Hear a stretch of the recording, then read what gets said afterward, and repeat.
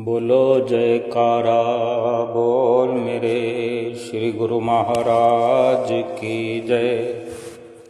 सभी गुरुमुख प्रेमियों से सप्रेम जय सच्चिदानंद। अगर कोई मनुष्य सफ़र के दौरान अपने ठिकाने से दूर ये न बता सके कि मैं कौन हूँ, कहाँ से आया हूँ और अब कहाँ जाना है, कहाँ जाना चाहता हूँ, जब वो अपने निवास स्थान से दूर हो तो सब उसे बुद्धिहीन समझेंगे, मूर्ख कहेंगे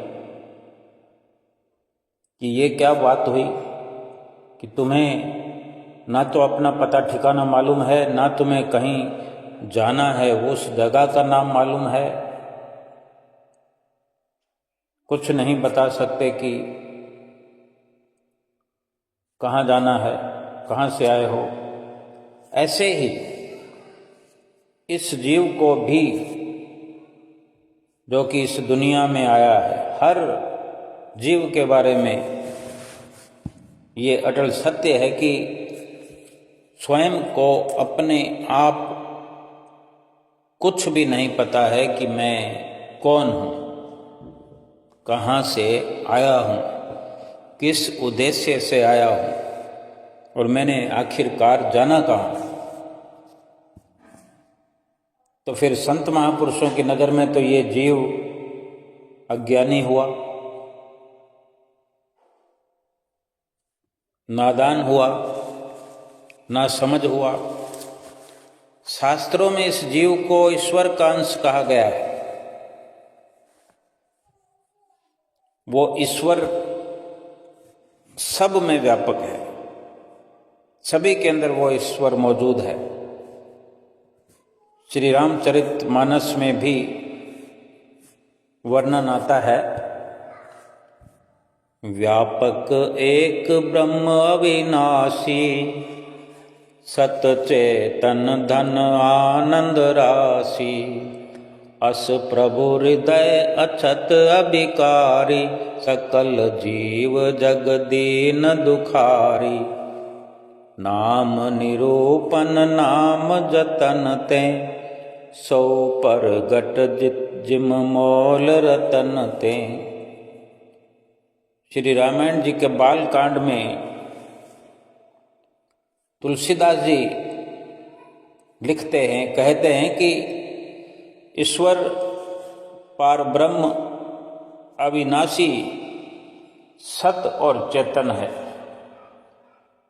तथा वो आनंद का भंडार सब जगह मौजूद है, सब जगह व्यापक है, कण कण में समाया हुआ है। ऐसे विकार रहित प्रभु जीव के हृदय में रहते हुए भी जगत के सब जीव दीन और दुखी हैं। यानी समझा रहे हैं कि जो भगवान है वो अविनाशी है, सत्य और चेतन है, आनंद का भंडार है, सुखों का भंडार है, सब जगह अगर कण कण में समाया हुआ है और हर इंसान के हृदय में भी वो अविनाशी परमात्मा बैठा हुआ है। फिर भी क्या कारण है कि संसार के वो सब के सब जीव जो हैं दीन और दुखी हैं। नाम के यथार्थ स्वरूप, महिमा, रहस्य और प्रभाव को जानकर श्रद्धापूर्वक यत्न साधन करने से ही हृदय मंदिर में प्रभु का दीदार होता है। क्यों दुखी है हर इंसान? हर इंसान के दिल में, हृदय में जब वो सुखों का भंडार प्रभु मौजूद है, विराजमान है, तो क्या कारण है कि फिर भी इंसान दुखी है? क्योंकि अपने ही भीतर विराजमान उस परमात्मा को श्रद्धापूर्वक यत्न करके, साधन करके ही अपने ही हृदय में प्रभु का दीदार किया जा सकता है, उस प्रभु को देखा जा सकता है, उससे संपर्क किया जा सकता है। जैसे हीरे को पाकर के पारखू से ही उसकी मूल्य की, उसकी कीमत की जानकारी मिल सकती है। अगर हमें कोई हीरा मिल जाए तो हमें तो नहीं पता वो कितनी कीमत का होगा, असली है कि नकली है। चमकते तो सभी हैं, नकली भी चमकते हैं, असली भी चमकते हैं। तो कोई हीरे को परखने वाला हो, पारखू हो, वही बता सकता है कि हीरा असली है, कितनी कीमत का है। अब सोचना यही है कि जीव उसी ईश्वर का अंश है। उसी ईश्वर का अंश होने पर भी दीन दुखी क्यों है? इसका कारण यही है कि जीव को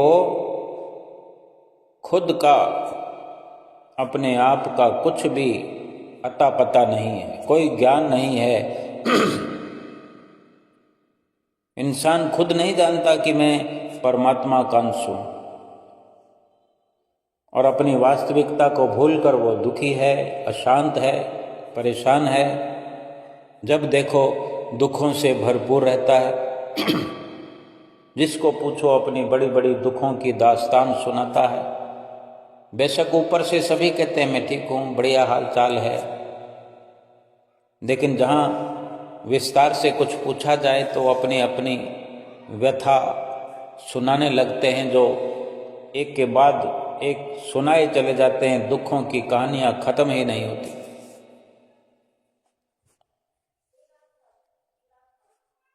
अपनी जो वास्तविकता को भूला हुआ है और दुखी और अशांत रहने लगा है।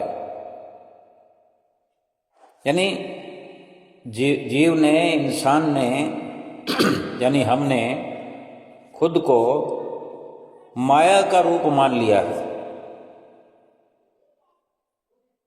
अपने आप को माया ही समझ लिया है और अपने आप को इससे छुड़वा भी नहीं सकते। जीव इस माया से उस समय छूट सकता है जो उसने माया, अपने आप को माया का रूप जान लिया है, तो इससे ऊपर वो तब उठ सकता है जब सतगुरु से नाम की प्राप्ति करके उसकी कमाई करे, भजन सुमरन करे, भजन कीर्तन करे। सतगुरु की शरण में जाने पर ही संसार की वास्तविकता का, संसार की असलियत का ज्ञान होता है। और सतगुरु ही जीव को माया के बंधन से छुड़वाते हैं, माया की पहचान कराते हैं। सतगुरु पावे भेद बतावे, ज्ञान करे उपदेश, तब कोयला की मेला छूटे, आग करे प्रवेश। उदाहरण देकर समझाते हैं कि जैसे आग का अंगारा आग से दूर करने पर कोयला बन जाता है, अगर वापस उसी कोयले को आग के बीच रख दिया जाए, जलती हुई आग में डाल दिया जाए, तो वही कोयला फिर अंगारा बनकर चमकने लग जाता है। इसी तरह से ये जीव भी मालिक से अलग होकर, जैसे आग का अंगारा आग से बिछड़कर, आग से दूर होकर, आग से अलग होकर कोयला, काला क्रूप कोयला बन करके रह जाता है, उसकी चमक दमक सब कोयला उसकी पहचान हो जाती है। ऐसे ही ये जीव, ये इंसान उस मालिक परमेश्वर से, परमात्मा से अलग होकर माया में उलझ गया है और कोयले की तरह कोयला रूप बन गया है। सतगुरु के उपदेश से, ज्ञान की अग्नि से ये जीव प्रकाश रूप बनकर मालिक के साथ मिल सकता है, जहां से ये अलग हुआ है। परंतु इस काम को खुद तो नहीं कर सकता ना। खुद को अगर समझ होती, आज इस दुनिया में सभी लोग दुखी हैं। कोई कोई विरले गुरमुख प्रेमी आप जैसे जो सतगुरु से मिले हुए, परमात्मा से बिछड़ करके सभी आए हुए हैं, लेकिन ये मनुष्य जीवन में आकर के सतगुरु से मिल जाना भी अपने निज स्वरूप में पहुंचने का एक इशारा है। फिर से उस बिछड़े हुए अंशी से मिलने का ये अवसर है। सतगुरु ही जीव को निज स्वरूप का ज्ञान कराते हैं। तब इस जीव को सच्चाई का पता लगता है कि मैं यानी माया का रूप नहीं हूं, मैं यानी शरीर नहीं हूं। मैं कौन हूं? मैं ईश्वर का अंश हूं, मैं जीवात्मा हूं और मुझे परमात्मा के साथ मिलना है।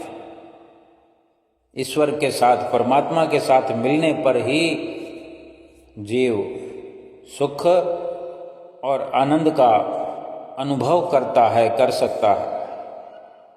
इसीलिए ही सतगुरु से नाम उपदेश की प्राप्ति करके जीव को मालिक के साथ मिलने का जतन करना चाहिए, प्रयत्न करना चाहिए।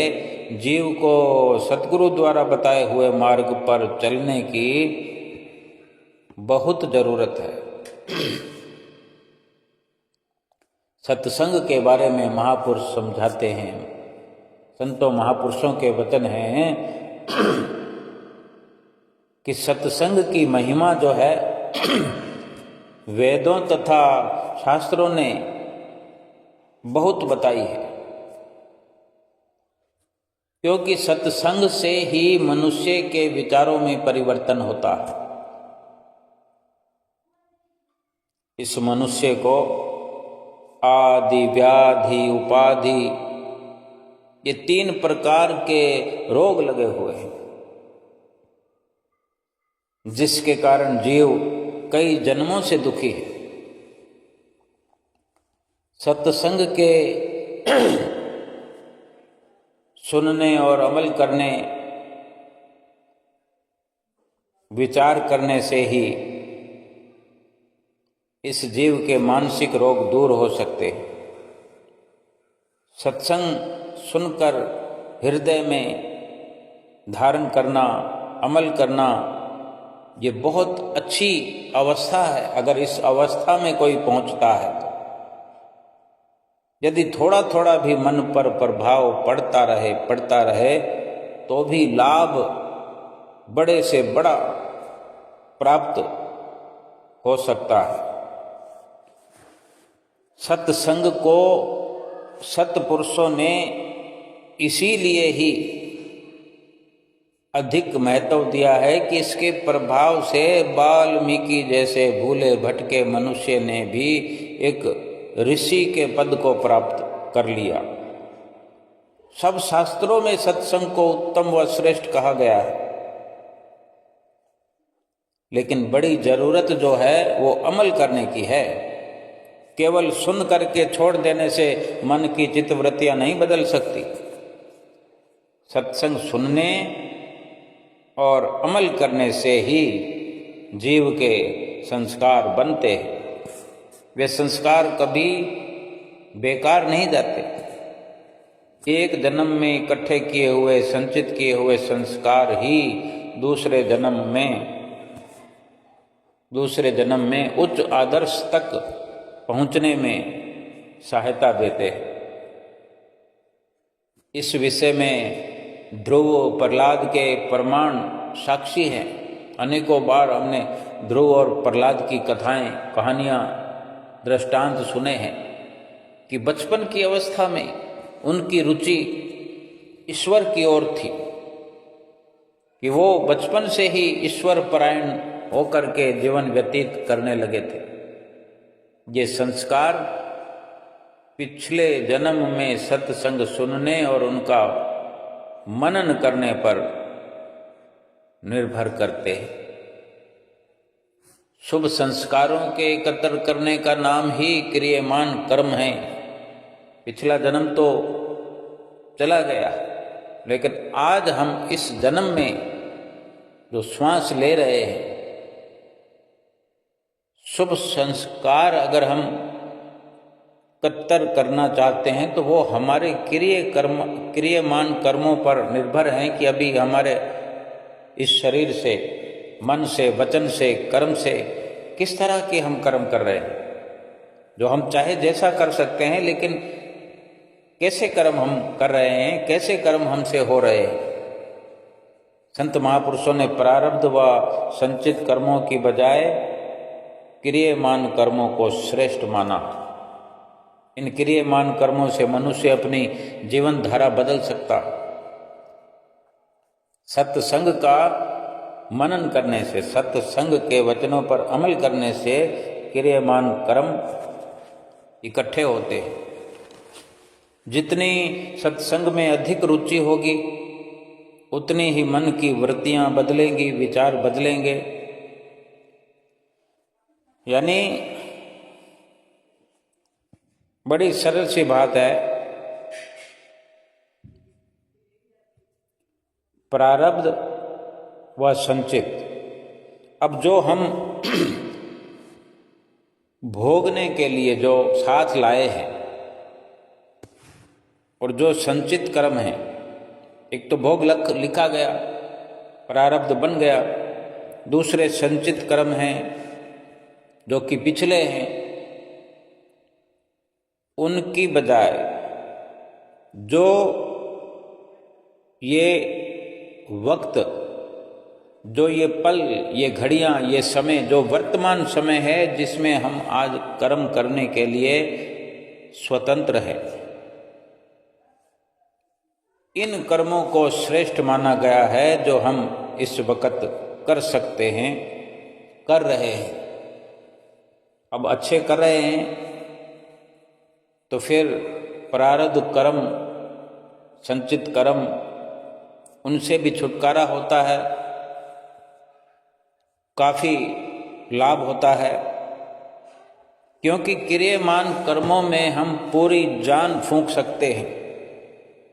जितनी निष्कामता से हम कर्म करेंगे, जितनी श्रद्धा से, जितनी पवित्रता से सत्संग के वचनों पर अमल करेंगे, पल पल का हम सदुपयोग कर सकते हैं।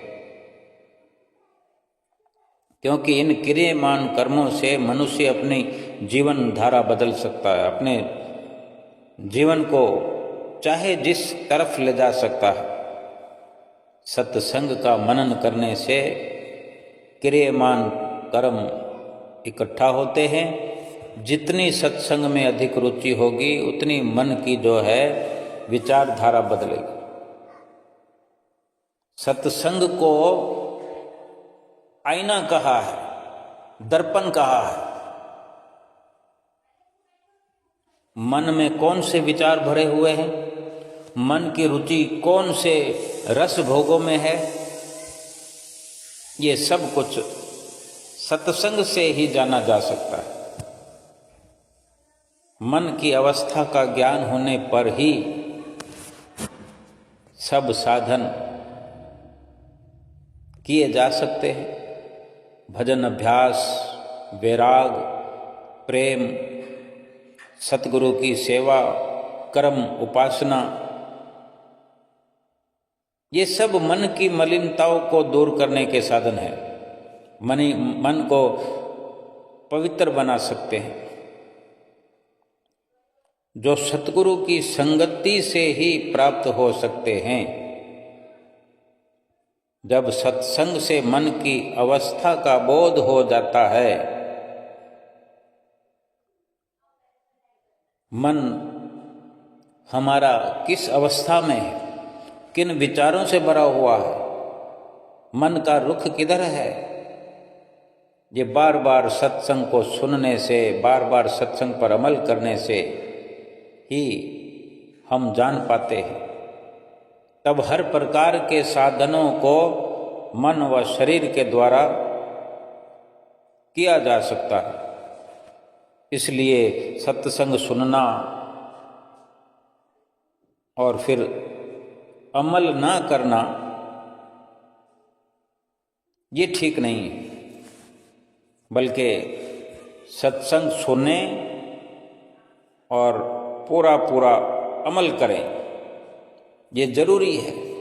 लाभ तभी हो सकता है, मन की अवस्था को हम तभी जान सकते हैं कि मन की अवस्था में जो कमी है, जो त्रुटि है, उसमें तभी सुधार किया जा सकता है कि हम सत्संग को सुन करके सत्संग के एक एक अक्षर पर, एक एक वचन पर मनन करें। श्री रामचरितमानस में अरण्य कांड में वर्णन आता है, धर्म ते बिरति जोग ते ज्ञाना, ज्ञान मोक्ष प्रद वेद बखाना, जाते बेग द्रवं में भाई, सोमम भगति भगत सुखदाई। यानी वास्तविक धर्म जो है, सारी दुनिया धर्म धर्म धर्म धर्म का जिक्र करती है, धर्म करने में सब लगे हुए हैं, धर्म में, कर्म में। लेकिन रामायण जी में अरण्य कांड में वर्णन आता है कि वास्तविक धर्म वही है जिस धर्म से वैराग पैदा हो जाए। जिन धर्म कर्मों के करने पर अहंकार पैदा हो जाए वो धर्म नहीं है। जिस धर्म के करने से निम्रता, विनम्रता और वैराग हो जाए, यानी संसार से उपरामता हो जाए, संसार की समझ आने लगे कि संसार क्या है, माया क्या है, वही धर्म है। और जिससे जिस प्रकार धर्म के करने से अहंकार की उत्पत्ति हो जाए, हम अहंकार से भरपूर हो जाएं, ये धर्म नहीं है। वैराग से, योग तथा योग से, वैराग से योग तथा योग से ज्ञान की प्राप्ति होती है। जो वैराग की तरह, जो वैराग की ओर बढ़ जाता है, जिसको वैराग उत्पन्न हो जाता है, तो फिर योग अपने आप ही सिद्ध हो जाता है और योग से फिर ज्ञान की प्राप्ति हो जाती है। यही वेदों तथा ग्रंथों ने भी बतलाया है कि ज्ञान जो है मोक्ष को देने वाला है। यानी एक धर्म की परिभाषा को बताया है कि धर्म को कैसे करना, धर्म कैसे किया जाए जिससे वैराग हो जाए, और फिर जिस वैराग से योग तथा योग से ज्ञान और ज्ञान से मोक्ष की प्राप्ति हो जाए। परंतु ज्ञान का मार्ग सरल नहीं है। इससे सबसे सरल साधन है भक्ति, जिससे मालिक जल्दी प्रसन्न होते हैं, प्रभु जल्दी प्रसन्न होते हैं। श्री रामचंद्र जी महाराज स्वयं अपने निज मुख से फरमाते हैं कि मुझे भक्ति प्यारी है, और वो भक्ति ही भक्तों को सुख देने वाली है। अब सोचना यह है कि भक्ति कैसे प्राप्त होती है। बहुत जल्दी में लाभ उठाना हो, प्रभु को प्राप्त करना हो, भक्ति को प्राप्त करना हो, वो भक्ति कैसे प्राप्त होती है जो हर जीव को सुख देने वाली है, जो सुखों का भंडार है। वो सतगुरु की सेवा, सतगुरु के चरणों में दृढ़ विश्वास तथा सत्पुरुषों की पावन संगति से प्राप्त होती है। जब तक पूर्ण संत महापुरुषों की संगति प्राप्त ना हो तब तक इन सब गुणों यानी सेवा, त्याग, वैराग और भक्ति को प्राप्त किया ही नहीं जा सकता। और हमें तो सतगुरु की शरण मिली हुई है, फिर हमारी क्या जिम्मेदारी। वर्णन ये भी आता है कि भक्ति का दूसरा नाम ही धर्म है,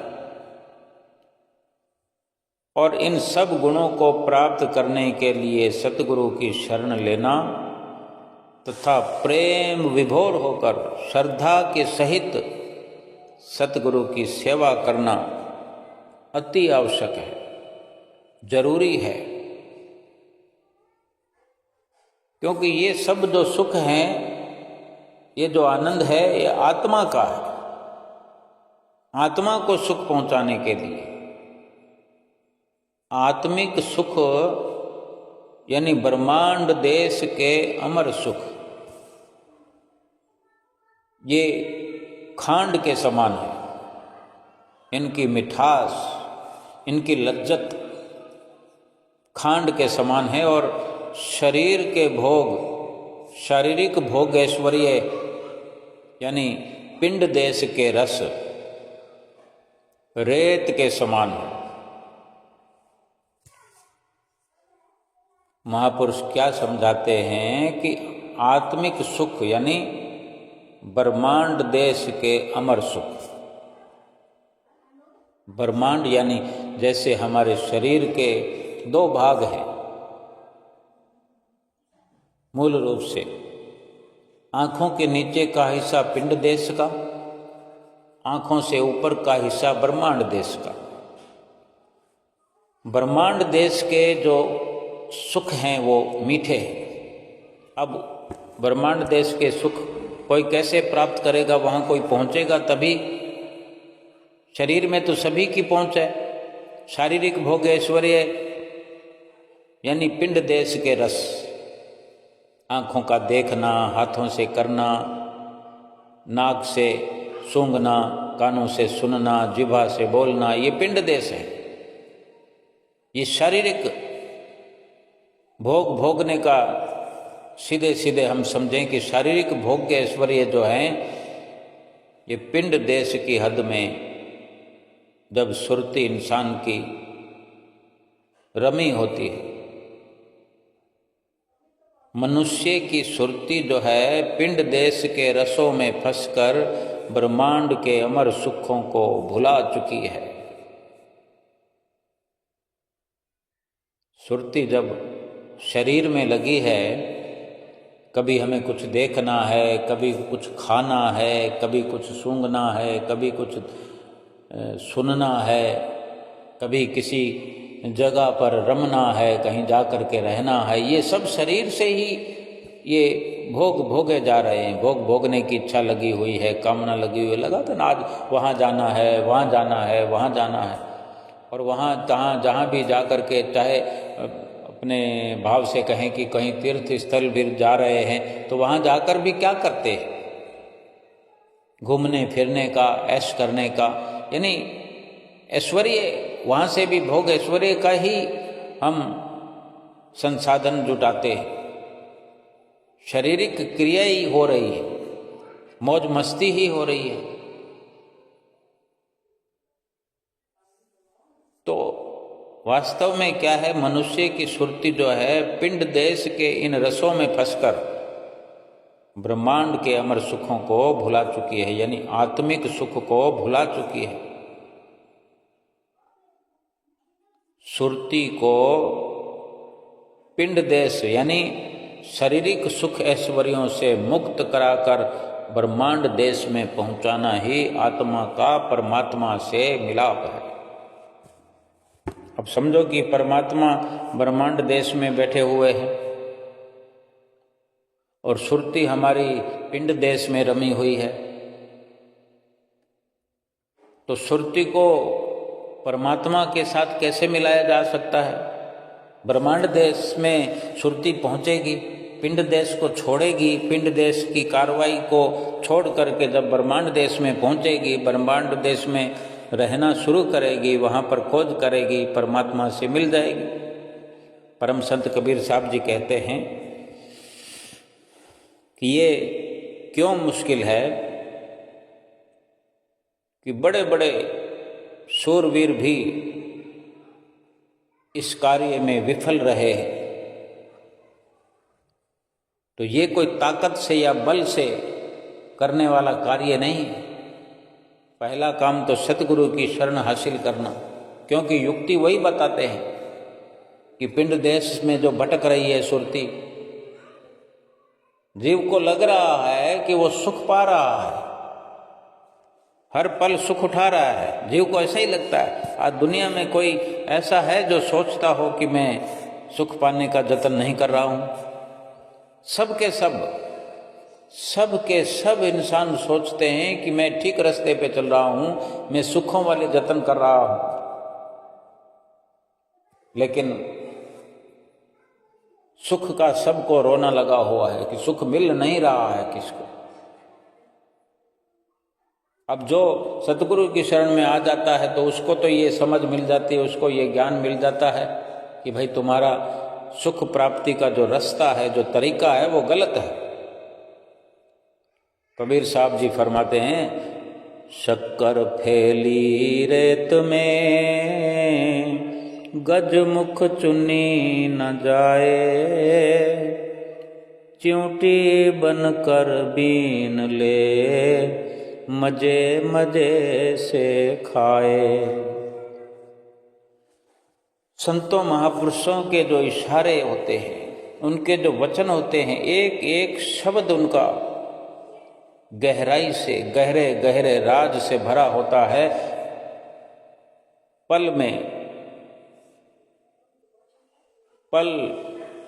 पलक में उद्धार हो सकता। फरमाते हैं कि जैसे चिंटी चीनी में मिली हुई रेत को अलग कर सकती है, ये समझने की कोई मुश्किल नहीं है। अभी कोई रेत के अंदर चीनी मिला दी जाए तो सोचो कौन अलग कर सकता उसको? बड़ी आसानी से चींटी अलग कर सकती है चीनी को, क्योंकि वो बड़ी सफाई से चीनी के एक दाने को उठाकर अलग कर सकती है, दूर तक ले जा सकती है, उसका सेवन कर सकती है। कोई गाय, बकरी, घोड़ा, गधा, चूहा इस प्रकार रेत में मिली हुई चीनी के दानों को अलग नहीं कर सकते। और यहाँ पर तो जिक्र किया गया है हाथी का कि शक्कर फैली रेत में गज मुख चुनी ना जाए। गज यानी हाथी, हाथी के मुंह से तो नहीं चुनी जाएगी। चींटी उस रेत पर चलते हुए चीनी के दाने को बड़े आराम से अपने मुख में लेकर के उसका इस्तेमाल कर सकती है, एक जगह से दूसरे जगह पर जा सकती है। वही वर्णन यहाँ लिखा है कि चींटी बनकर बीन ले, मजे मजे से खाए। ऐसे ही जब तक सुरती हाथी की तरह स्थूल बनी हुई है, मोटे रूप में, सुरती हमारा ख्याल, हमारा ध्यान स्थूल बनकर शारीरिक सुख भोगों में फंसी हुई है। सुरती ख्याल फंसा हुआ है, ध्यान रमा हुआ है शरीर के सुखों में, तब तक जन्म मरण के चक्कर से छुटकारा नहीं मिल सकता। आत्मा जो है वो सूक्ष्म, अति सूक्ष्म सत्ता है।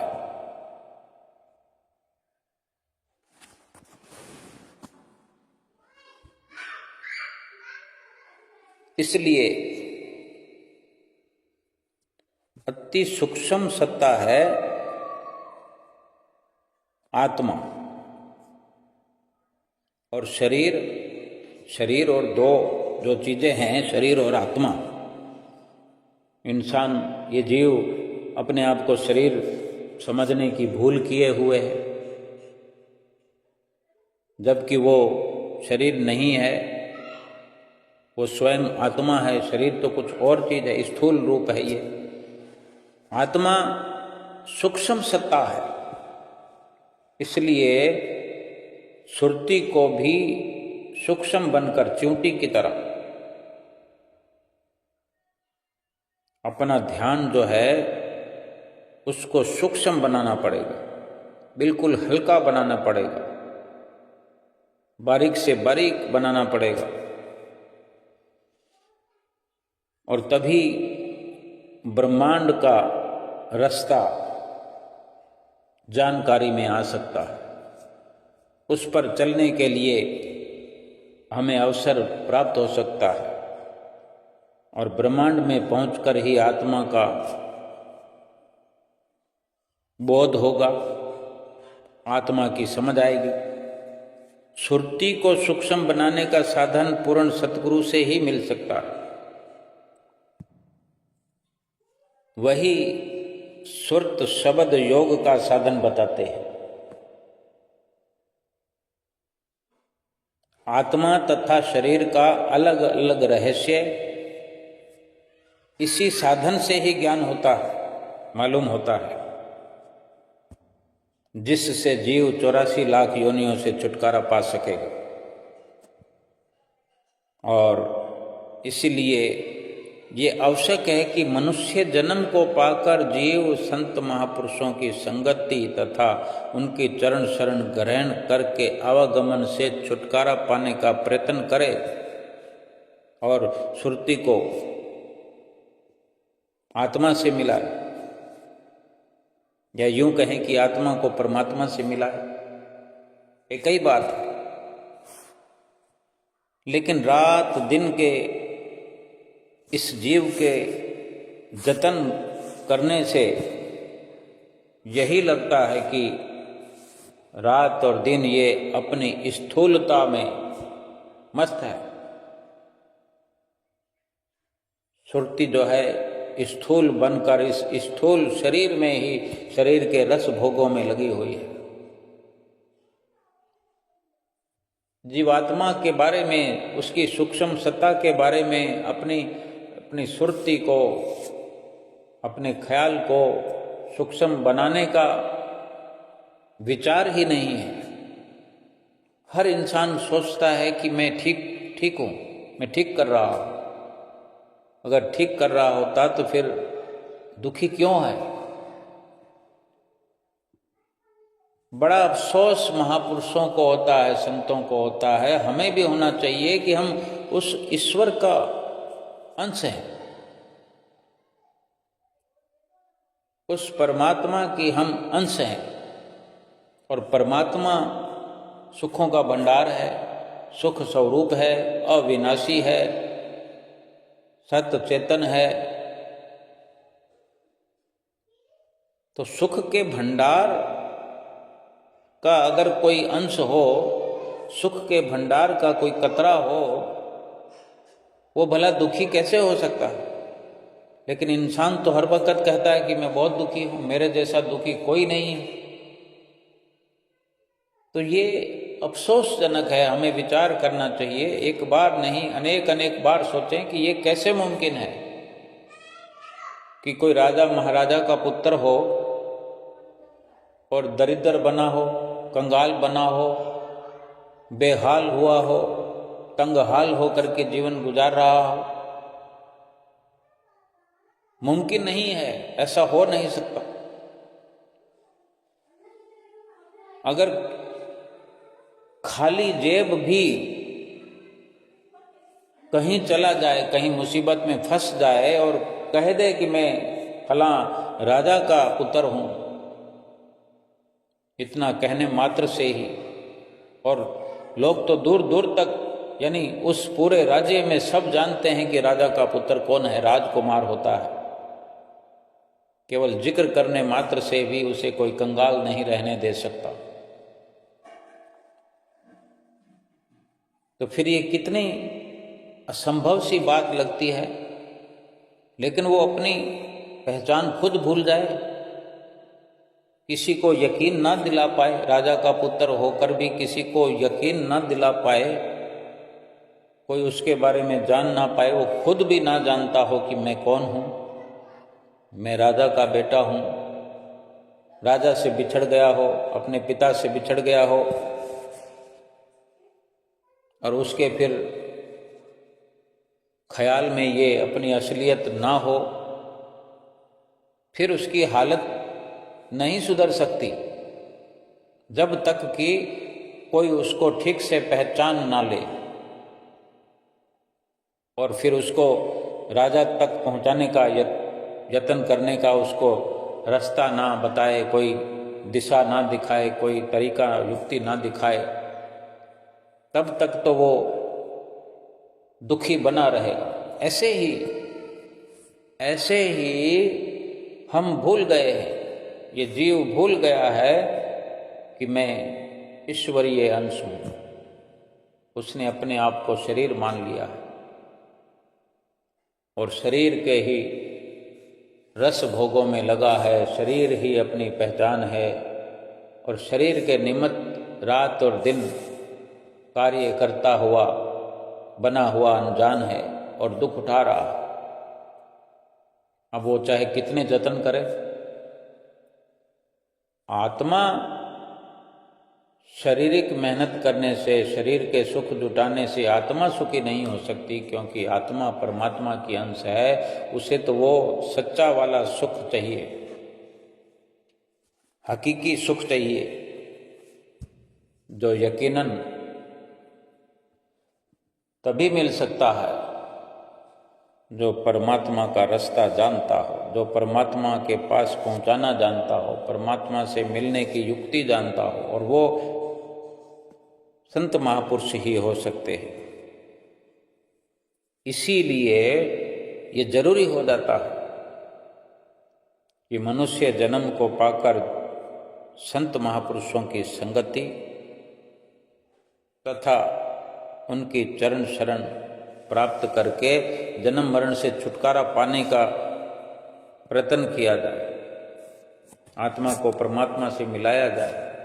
जन्म मरण से छुटकारा पाना कोई बहुत छोटी मोटी बात नहीं है। 84 लाख योनियों से छुटकारा पाना, जन्म मरण से छुटकारा पाना कह देना आसान है, लेकिन इस झमेले से, इस झंझट से बच जाना बहुत बड़े लाभ की बात है। कितना हम नुकसान कर रहे हैं अगर हमारा सफर परमात्मा की ओर नहीं हो रहा तो।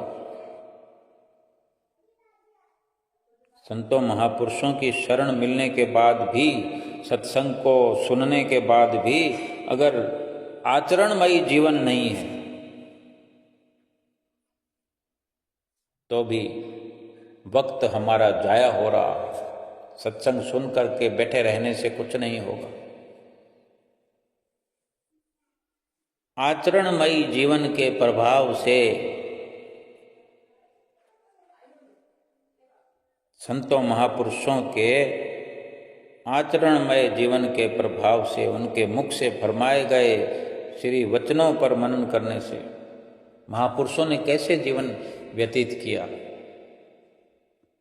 इस धरती पर भगवान श्री राम आए, कृष्ण आए, गुरु नानक देव महाराज जी आए, कबीर आए, रहीम आए, अनेकों अनेकों महापुरुष इस दुनिया में आए। उनका जीवन चरित्र ग्रंथों में वर्णन है,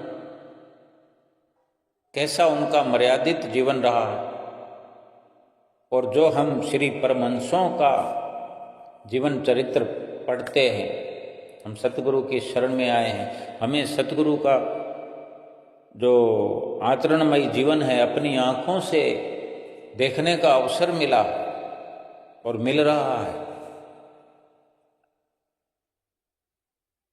तो कोई सच्चाई के लिए कोई भिन्न भेद नहीं है। सच्चाई हमारे सामने है। ऐसे महापुरुषों के श्री प्रवचनों पर मनन करने से हृदय पर गहरा प्रभाव पड़ता है। मन की सारी मलिनता और सारी मलिन प्रवृत्तियां शुद्ध हो जाती है, मलिनता समाप्त हो जाती है। सब के सब जो माया के पर्दे हैं, सब के सब हट जाते हैं और मन प्रभु भक्ति के आनंद से भरपूर स्रोत से भक्ति रूपी अमृत का पान करने लगता है। लोटे भर भर के अमृत पियो। और सब प्रेमी जन श्री सतगुरुदेव महाराज जी के इन पावन सत्य वचनों के अमृत का पान करके कृतार्थ हों, क्योंकि जो अवसर मिला हुआ है, आज जिस अवसर को हम प्राप्त किए हुए हैं,